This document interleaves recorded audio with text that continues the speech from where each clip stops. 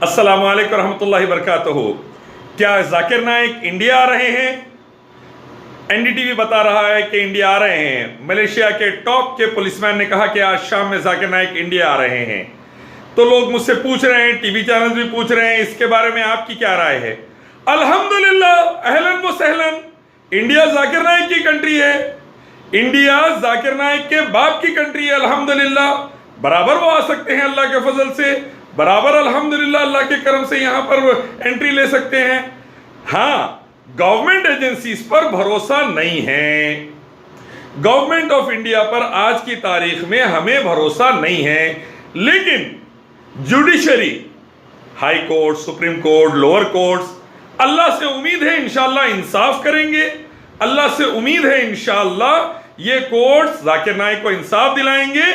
امن پسند شہری ہونے کے ناطے ان کے خلاف تمام کیسز کو ختم کیا جائے گا اور ان کو کانسٹیٹیوشن کے تحت جو freedom of propagation of religion ہے اس کی پوری اجازت دی جائے گی اور ان کے تمام پراپرٹیز کو واپس کیا جائے گا۔ الحمدللہ 300 کروڑ سے زیادہ لوگ ذاکر نائک کو سنتے ہیں، آج تک کسی بھی کوئی غلط کیس میں نہیں ہے۔ الحمدللہ 25 سال سے پورے آڈٹس وغیرہ دیتے ہیں گورنمنٹ آف انڈیا کو اپنے اکاؤنٹس کی، اور الحمدللہ کوئی پرابلم نہیں ہے۔ ایف سی آر اے لائسنس گورنمنٹ، مودی گورنمنٹ نے خود رینیو کیا۔ واجپئی کی گورنمنٹ اور ایل کے اڈوانی کی N D a government I P S officers کو جہاد کے اوپر ٹریننگ دینے کے لیے national police academy N P اے ذاکر نائک کو بھیجتے تھے۔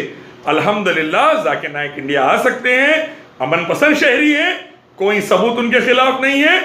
یقیناً گورنمنٹ نیگیٹو ہے ان کے بارے میں، میڈیا نیگیٹو ہے، لیکن کورٹ سے ہم کو امید ہے انشاءاللہ انصاف ملے گا۔